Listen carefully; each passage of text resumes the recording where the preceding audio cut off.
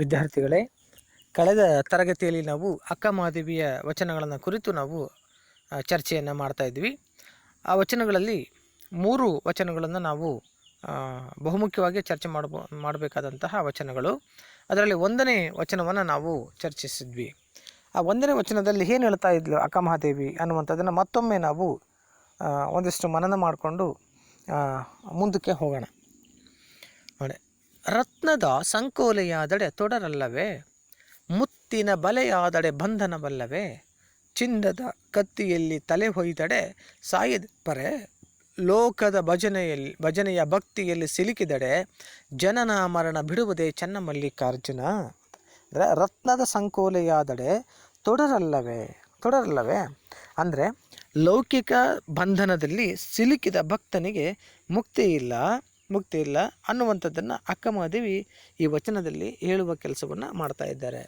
ಅಂದರೆ ಒಬ್ಬ ಮನುಷ್ಯ ಪ್ರಾಪಂಚಿಕವಾದಂತಹ ಬದುಕಿನಲ್ಲಿ, ಶ್ರೀಮಂತಿಕೆಯ ಬದುಕಿನಲ್ಲಿ ತಾನು ಒಡವೆ, ವಸ್ತ್ರ, ಮುತ್ತು, ರತ್ನ ಇವುಗಳಿಗೆ ಮಾರು ಹೋಗಿ ತನ್ನ ಬದುಕನ್ನೇ ಯದ್ವಾ ಬದುಕಲಿಕ್ಕೆ ಸಾಗಿಸಲಿಕ್ಕೆ ಪ್ರಾರಂಭ ಮಾಡಿದ್ದಾನೆ. ಹಾಗಾಗಿ ಇದು ಸರಿಯಲ್ಲ ಅನ್ನುವಂಥದ್ದು ಅಕ್ಕ ಮಹಾದೇವಿಯ ಒಂದು ಹಿಂಗಿತ.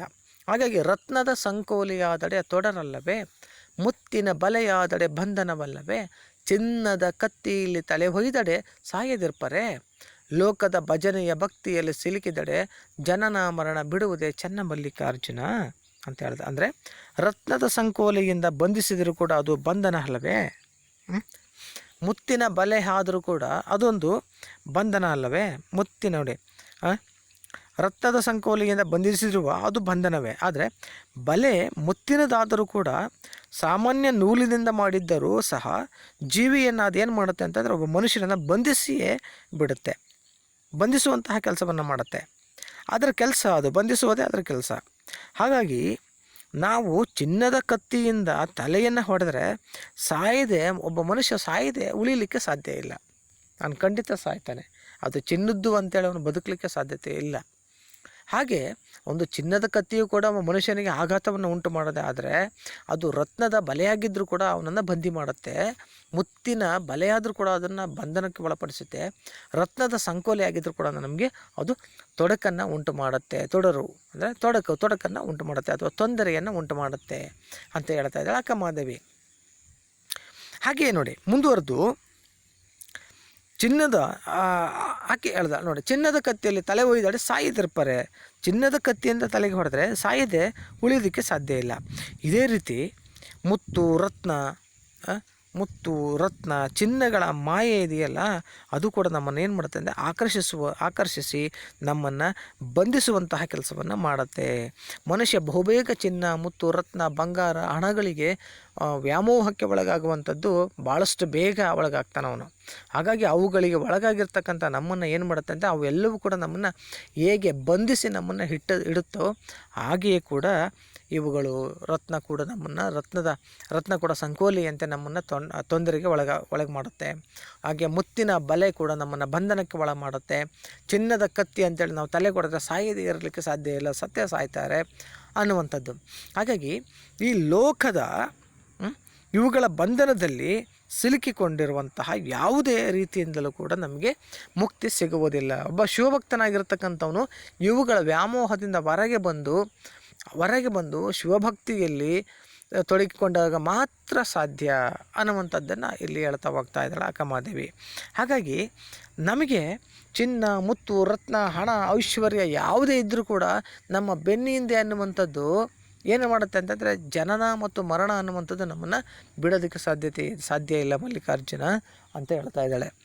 ನೋಡಿ, ಎಂತಹ ಶ್ರೀಮಂತ ಕೂಡ ಸಾಯ್ತಾನೆ, ಕೋಟ್ಯಾಧಿಪತಿ ಕೂಡ ಸತ್ತು ಹೋಗ್ತಾನೆ, ಕೋಟ್ಯಾಧಿಪತಿ ಕೂಡ ಸಾಯ್ತಾನೆ, ನಾವು ಕೂಡ ಸಾಯ್ತೀವಿ. ಆದರೆ ಇವೆಲ್ಲವೂ ಸಾಯ್ತೀವಿ ಅಂತ ಗೊತ್ತಿದ್ದಾಗಲೂ ಕೂಡ ಇವೆಲ್ಲವಕ್ಕೂ ವ್ಯಾಮೋಹಕ್ಕೆ ಒಳಗಾಗಿ ಇಡೀ ಸುಂದರವಾದಂತಹ ಬದುಕನ್ನು ನಾವು ಅಸ್ತವ್ಯಸ್ತಗೊಳಿಸಿಕೊಳ್ಳುವಂತಹ ಕೆಲಸಗಳನ್ನು ನಾವು ಮಾಡ್ತಾ ಇದ್ದೀವಲ್ಲ.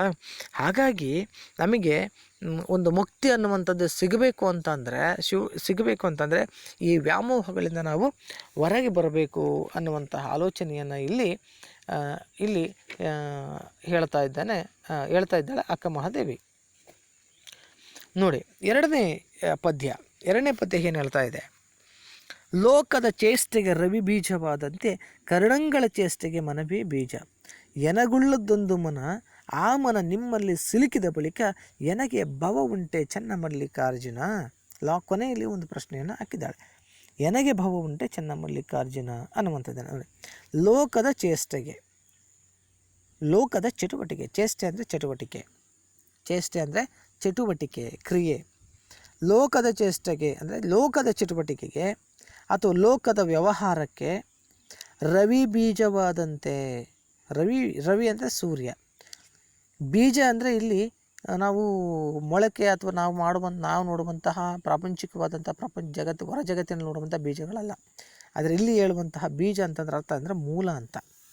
ಮೂಲ ಬೀಜವಾದಂತೆ, ರವಿ ಬೀಜವಾದಂತೆ ಅಂದರೆ ಮೂಲ ಕಾರಣವಾದಂತೆ ಅಂತ ಅರ್ಥ. ಲೋಕದ ಚಟುವಟಿಕೆಗೆ ರವಿ ಮೂಲ ಕಾರಣವಾದಂತೆ ಕರ್ಣಂಗಳ ಚೇಷ್ಟೆಗೆ ಮನವೇ ಬೀಜ. ಕರ್ಣಂಗಳ ಚೇಷ್ಟೆ ಅಂದರೆ ಇಂದ್ರಿಯ, ಕರ್ಣಗಳಂದರೆ ಇಂದ್ರಿಯಗಳು, ಚೇಷ್ಟೆ ಅಂದರೆ ಚಟುವಟಿಕೆ, ಮನವೇ ಬೀಜ, ಮನವೇ ಮೂಲ ಕಾರಣವಾದಂತೆ. ಕರ್ಣಂಗಳ ಚೇಷ್ಟೆಗೆ ಅಂದರೆ ಇಂದ್ರಿಯಗಳ ವ್ಯವಹಾರಕ್ಕೆ ಅಥವಾ ಚಟುವಟಿಕೆಗೆ ಮನವೇ ಮೂಲ ಕಾರಣವಾದಂತೆ ಎನಗುಳ್ಳದ್ದೊಂದು ಮನ ಅಂದರೆ ನನಗಿರುವುದು ಒಂದೇ ಮನಸ್ಸು. ಮನ ಅಂದರೆ ಮನಸ್ಸು, ಒಂದೇ ಮನಸ್ಸು. ಆ ಮನ ನಿಮ್ಮಲ್ಲಿ ಸಿಲುಕಿದ ಬಳಿಕ, ಆ ಮನ ಅಂದರೆ ಆ ಮನಸ್ಸು ನಿಮ್ಮಲ್ಲಿ ಸಿಲುಕಿದ ಬಳಿಕ ಅಂದರೆ ಸಿಲುಕಿದ ನಂತರ, ಅಂದರೆ ಏನು ಹೇಳ್ತಾ ಇದ್ದಾರೆ? ನಿಮ್ಮಲ್ಲಿ ಸಿಲುಕಿದ ಬಳಿಕ ಅಂತಂದರೆ ನಿಮ್ಮ ಭಕ್ತಿಯ ಬಂಧನದಲ್ಲಿ ಬಂಧಿಸಲ್ಪಟ್ಟ ನಂತರ ಎನಗೆ ಭವ ಉಂಟೆ ಮಲ್ಲಿಕಾರ್ಜುನ ಅಂದರೆ ನನಗೆ ಹುಟ್ಟು ಮತ್ತು ಸಾವು. ಭವ ಅಂದರೆ ಹುಟ್ಟು ಮತ್ತು ಸಾವಿನ ಸಾವು.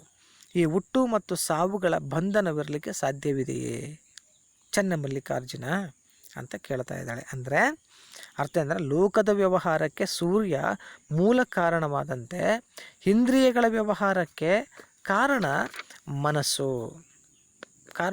ಮೂಲ ಕಾರಣ ಮನಸ್ಸು. ಹಾಗಾಗಿ ನನಗಿರುವುದು ಒಂದೇ ಮನಸ್ಸು. ಆ ಮನಸ್ಸು ನಿಮ್ಮ ಭಕ್ತಿಯ ಬಂಧನಕ್ಕೊಳಗಾದ ನಂತರ ನನಗೆ ಹುಟ್ಟು ಸಾವುಗಳ ಬಂಧನವಿರಲಿಕ್ಕೆ ಸಾಧ್ಯವಿದೆಯೇ ಮಲ್ಲಿಕಾರ್ಜುನ ಅಂತ ಕೇಳ್ತಾ ಇದ್ದಾಳೆ. ಅಂದರೆ ನೋಡಿ, ಪ್ರಕೃತಿ, ನೀವು ಲೋಕದ ಚೇಷ್ಟೆಗೆ ಅಂದರೆ ಲೋಕ ಚಟುವಟಿಕೆಯಿಂದ ಅಥವಾ ಈ ದೇಶ ಈ ಪ್ರಪಂಚ ಚಟುವಟಿಕೆಯಿಂದ ತೊಡಗಬೇಕು ಅಂತಂದರೆ ಅದಕ್ಕೆ ಮೂಲ ಕಾರಣ ಅಂತಂದರೆ ರವಿ. ಯಾಕೆ ರವಿ ಮೂಲ ಕಾರಣ ಅಂತಂದರೆ ನಾವು ಸೂರ್ಯ ಉದಯವನ್ನು ನಾವು ಕಾಯ್ತೇವೆ. ಸೂರ್ಯ ಉದಯ ಯಾವಾಗ ಆಯಿತು ಆವಾಗ ನಾವು ಬೆಳಗಾಯಿತು ಅಂತ ಮಾತನಾಡ್ತೀವಿ. ಆ ಬೆಳಗಾದ ನಂತರದಲ್ಲಿ ಪ್ರತಿಯೊಂದು ಜೀವಿಗಳು, ಪ್ರತಿಯೊಬ್ಬ ಮನುಷ್ಯನು ಕೂಡ ಚಟುವಟಿಕೆಗೊಳ್ತಾನೆ. ಹಾಗಾಗಿ ಈ ಪ್ರಪಂಚದ ಚಟುವಟಿಕೆಗೆ, ಕ್ರಿಯೆಗೆ ಮೂಲ ಕಾರಣ ಯಾರು ಅಂದರೆ ಅದು ಸೂರ್ಯ. ಹಾಗಾಗಿ ಆ ಪ್ರಪಂಚದ ಚಟುವಟಿಕೆಗೆ ಮೂಲ ಸೂರ್ಯನ ಕಾರಣವಾದಂತೆ ಕರ್ಣಂಗಳ ಚೇಷ್ಟೆಗೆ ಮನವೇ ಬೀಜ.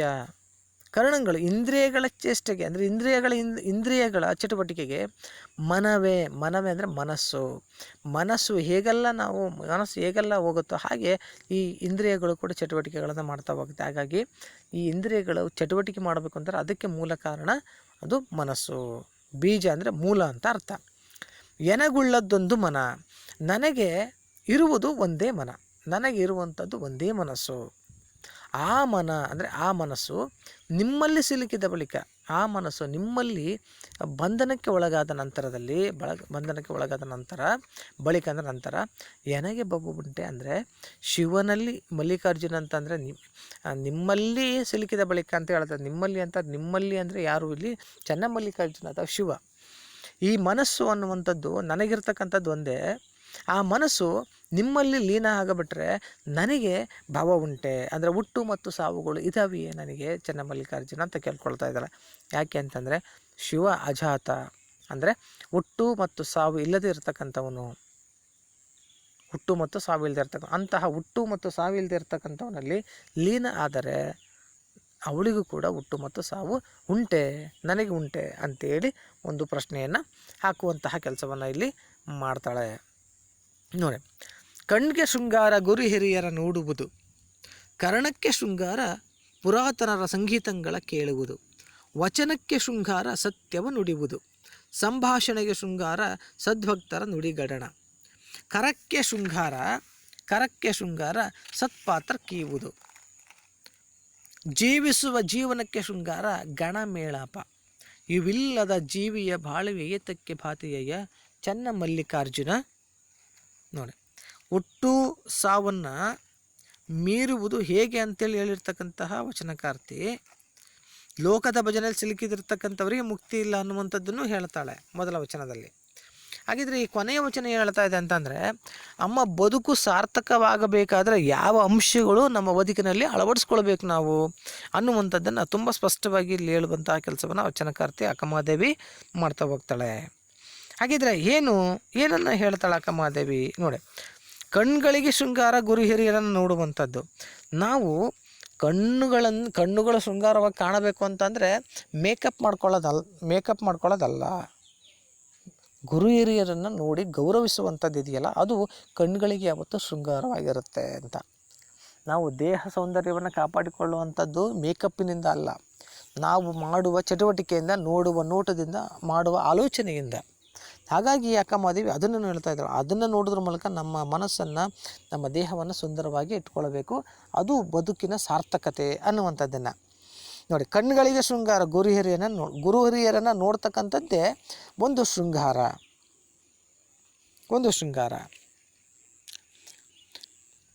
ಕರ್ಣಕ್ಕೆ ಶೃಂಗಾರ ಪುರಾತನರ ಸಂಗೀತಗಳು ಕೇಳುವುದು.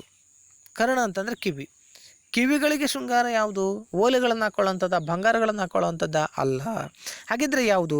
ಕಿವಿಗಳಿಗೆ ಶೃಂಗಾರ ಯಾವುದು ಅಂದರೆ ಪುರಾತನರ ಸಂಗೀತ ಅಂತಂದರೆ ಇಲ್ಲಿ ಯಾವುದು ಅಂತಂದರೆ, ಸಂಗೀತ ಅಂತಂದರೆ ವಚನಗಳು, ಪುರಾತನರ ವಚನಗಳು. ಆ ಪುರಾತನ ವಚನಗಳನ್ನು ಕೇಳುವಂಥದ್ದು ಇದೆಯಲ್ಲ, ಅದು ನಮ್ಮ ಕಿವಿಗಳಿಗೆ ಶೃಂಗಾರ. ಇವತ್ತು ನಮ್ಮ ಮಕ್ಕಳು, ಇವತ್ತಿನ ಜನತೆ ಪ್ರತಿಯೊಬ್ಬರು ಕೂಡ ಮೊಬೈಲ್ಗಳನ್ನು ಹಿಡ್ಕೊಂಡು ಅವರು ಕೇಳುವಂತಹ ಗೀತೆಗಳು ಯಾವಾಗಿದ್ದಾವೆ ಅಂತ ನಾವು ಇವತ್ತು ಆಲೋಚನೆ ಮಾಡಿದರೆ, ಅವೆಲ್ಲವೂ ಕೂಡ ಇವತ್ತು ಅವರನ್ನು ನಾಶ ಮಾಡುವಂತಹ ಗೀತೆಗಳೇ ಆಗಿದ್ದಾವೆ. ಅವರ ಆಲೋಚನೆಗಳನ್ನು ಬದಲಾವಣೆ ಮಾಡ್ತಕ್ಕಂತಹ, ಬದುಕನ್ನು ಬದಲಾವಣೆ ಮಾಡುವಂತಹ ಗೀತೆಗಳು ಅವೆಲ್ಲವೂ ಆಗಿದ್ದಾವೆ. ಆದರೆ ಅಕ್ಕಮಹಾದೇವಿ ಹೇಳ್ತಕ್ಕಂಥವಳು ನೋಡಿ ಹೇಗೆ ಹೇಳ್ತಾಳೆ ಅಂದರೆ, ಪುರಾತನರ ಸಂಗೀತಗಳು ಅಂತ, ಪುರಾತನರ ವಚನಗಳಿದೆಯವಲ್ಲ ಅವುಗಳನ್ನು ನಾವು ಕೇಳಬೇಕು. ಅವುಗಳನ್ನು ಕೇಳೋದ್ರಿಂದ ನಮ್ಮ ಕರ್ಣಗಳಿಗೆ ಶೃಂಗಾರ ಆಗುತ್ತೆ ಅನ್ನುವಂಥದ್ದನ್ನು. ವಚನಕ್ಕೆ ಶೃಂಗಾರ ಸತ್ಯವ ನುಡಿಯುವುದು. ವಚನ ಅಂದರೆ ಮಾತನ್ನು ನುಡಿತಕ್ಕಂಥದ್ದು ಇದೆಯಲ್ಲ, ಮಾತಿಗೆ ಶೃಂಗಾರ ಬರಬೇಕು ಅಂತಂದರೆ ಏನು ಮಾಡಬೇಕು? ಸುಳ್ಳನ್ನು ಹೇಳೋವಂಥದ್ದಲ್ಲ, ಯದ್ವತ್ತದ್ವ ಮಾತಾಡೋವಂಥದ್ದಲ್ಲ, ಸತ್ಯವನ್ನು ಮಾತಾಡಬೇಕು. ಸತ್ಯವನ್ನು ಮಾತನಾಡಿದಾಗ ಮಾತ್ರ ಮಾತಿಗೆ ಶೃಂಗಾರ ಬರುತ್ತೆ, ಇಲ್ಲ ಅಂತಂದರೆ ಬರೋದಿಲ್ಲ ಅನ್ನುವಂಥದ್ದನ್ನು. ಕರಕ್ಕೆ ಶೃಂಗಾರ ಸತ್ಪಾತ್ರಕ್ಕೆ ಇರುವುದು. ಕರ ಅಂತಂದರೆ ಕೈ. ನಮ್ಮ ಕೈಗಳಿಗೆ ಶೃಂಗಾರ ಬರತಕ್ಕಂಥದ್ದು ಯಾವಾಗ? ಸತ್ಪಾತ್ರಕ್ಕೆ, ಒಳ್ಳೆಯ ಕಾರ್ಯಗಳಿಗೆ ದಾನ ಮಾಡುವುದರಿಂದ, ಒಳ್ಳೆಯ ಕಾರ್ಯಗಳಿಗೆ ದಾನ ಮಾಡುವುದರಿಂದ ಈ ಕೈಗಳಿಗೆ ಶೃಂಗಾರ ಬರುತ್ತೆ, ಶೃಂಗಾರವಾಗಿ ಕಾಣಿಸುತ್ತೆ. ಇಲ್ಲ ಅಂತಂದರೆ ಇಲ್ಲ. ಜೀವಿಸುವ ಜೀವನಕ್ಕೆ ಶೃಂಗಾರ ಗಣಮೇಳಾಪ. ಜೀವಿಸುವ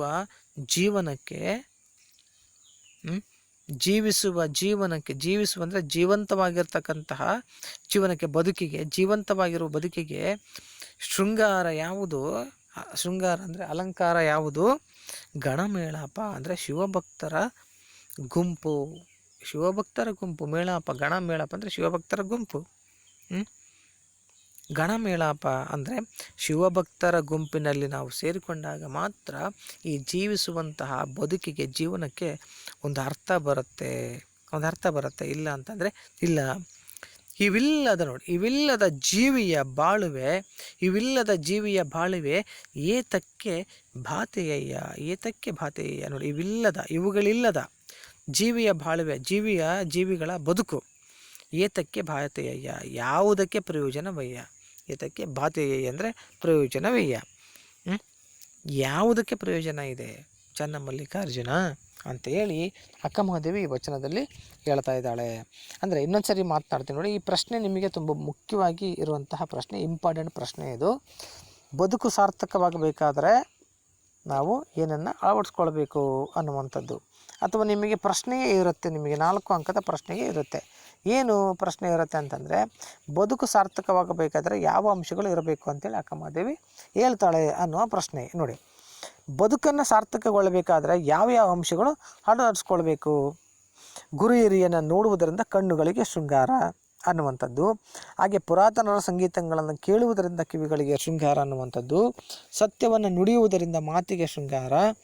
ಸದ್ಭಕ್ತರ ಜೊತೆ ಮಾತನಾಡುವುದರಿಂದ ಸಂಭಾಷಣೆಗೆ ಶೃಂಗಾರ. ನಾವು ಯಾರ್ಯಾರ ಜೊತೆಗೆ ಇರ್ತೀವಿ, ಅನರ್ಥವಾಗಿ ಮಾತನಾಡುವ, ವ್ಯರ್ಥ ಚಿಂತನೆಯನ್ನು ಮಾಡುವ, ಕಾಲವನ್ನು ಸಮಯವನ್ನು ವ್ಯರ್ಥ ಮಾಡುವವರ ಜೊತೆ ಎಲ್ಲ ಕೂತು ನಾವು ಕಾಲಹರಣ ಮಾಡುವಂತಹ ಕೆಲಸಗಳನ್ನು ಮಾಡ್ತೀವಲ್ಲ, ಇದರಿಂದ ನಮ್ಮ ಮಾತಿಗಾಗಲಿ ನಮ್ಮ ವ್ಯಕ್ತಿತ್ವಕ್ಕಾಗಲಿ ಒಂದು ಹಿರಿಮೆ ಅನ್ನುವಂಥದ್ದು, ಗರಿಮೆ ಅನ್ನುವಂಥದ್ದು, ಗೌರವ ಅನ್ನುವಂಥದ್ದು ಬರಲಿಕ್ಕೆ ಸಾಧ್ಯತೆ ಇಲ್ಲ. ಹಾಗಾಗಿ ಸದ್ಭಕ್ತರ ಜೊತೆಗೆ ಇರಬೇಕು ಅಂತ. ಸದ್ಭಕ್ತರು ಅಂತಂದರೆ ಒಳ್ಳೆಯ ಭಕ್ತರು. ಇಲ್ಲಿ ಯಾರಿಗೆ ಹೇಳ್ತಾ ಇದ್ದಾನೆ? ಶಿವಭಕ್ತರಿಗೆ ಹೇಳ್ತಾ ಇದ್ದಾನೆ. ಹೇಳ್ತಾ ಇದ್ದಲ್ಲ ಅಕ್ಕಮಹಾದೇವಿ, ಶಿವಭಕ್ತರು ಹೇಗಿರಬೇಕು ಅಂತಂದರೆ ಅವರು ಒಳ್ಳೆಯ ಭಕ್ತರ ಜೊತೆಗೆ ಇರಬೇಕು ಅನ್ನುವಂಥದ್ದು. ಹಾಗಾಗಿ ಅಂತಹ ಭಕ್ತರ ಜೊತೆ ಮಾತನಾಡುವುದರಿಂದ ಸಂಭಾಷಣೆಗೆ ಶೃಂಗಾರ ಬರುತ್ತೆ. ಹಾಗೆ ಭಕ್ತರಿಗೆ ದಾನವನ್ನು ಮಾಡುವುದರಿಂದ ಕರಕ್ಕೆ ಶೃಂಗಾರ ಅಂತ ಹೇಳ್ತಾ ಇದ್ದಾಳೆ ನೋಡಿ ಅಕ್ಕಮಹಾದೇವಿ. ಅದು ಭಕ್ತರಿಗೆ ದಾನವನ್ನು ಮಾಡುವುದರಿಂದ ಕೈಗಳಿಗೆ ಶೃಂಗಾರ ಆಗುತ್ತೆ. ನೀವು ವಚನಕಾರರು ಎಲ್ಲರೂ ಕೂಡ ಏನು ಮಾಡ್ತಾಯಿದ್ರು ಅಂತಂದರೆ, ತಾವು ದುಡಿದುಕೊಂಡು ಬಂದಂತಹ ಹಣದಲ್ಲಿ ಅವರಿಗೆ ಎಷ್ಟು ಬೇಕು ಅಷ್ಟನ್ನು ಹಿಡ್ಕೊಂಡು, ಆವತ್ತಿನ ಬದುಕಿಗೆ ಎಷ್ಟು ಬೇಕು ಅಷ್ಟನ್ನು ಹಿಡ್ಕೊಂಡು ಉಳಿದಿರ್ತಕ್ಕಂಥ ಎಲ್ಲದನ್ನು ಕೂಡ ದಾಸೋಹ ಮಾಡ್ತಾಯಿದ್ರು.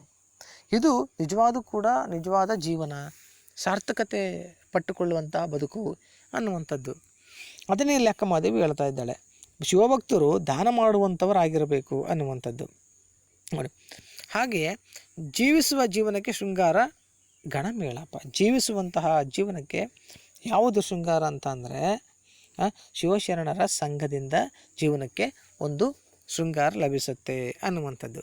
ಇವಿಲ್ಲದ ಜೀವಿಯ ಬಾಳುವೆ ಏತಕ್ಕೆ ಭಾತಿ ಅಯ್ಯ. ಇವಿಲ್ಲದಿರುವಂತಹ ಜೀವನ ಬಾಳ್ವೆ ಇದೆಯಲ್ಲ, ಯಾವುದಕ್ಕೂ ಕೂಡ ಪ್ರಯೋಜನವಿಲ್ಲ ಅಂಥೇಳಿ ಅಕ್ಕಮಹಾದೇವಿ ಸತ್ಯವನ್ನು ಹೇಳುವಂತಹ ಕೆಲಸವನ್ನು ಇಲ್ಲಿ ಅಕ್ಕಮಹಾದೇವಿ ಮಾಡ್ತಾ ಇದ್ದಾಳೆ ಅನ್ನುವಂಥದ್ದು. ಸೊ ಹಾಗಾಗಿ ಇದಿಷ್ಟು ಅಕ್ಕಮಹಾದೇವಿಯ ವಚನ.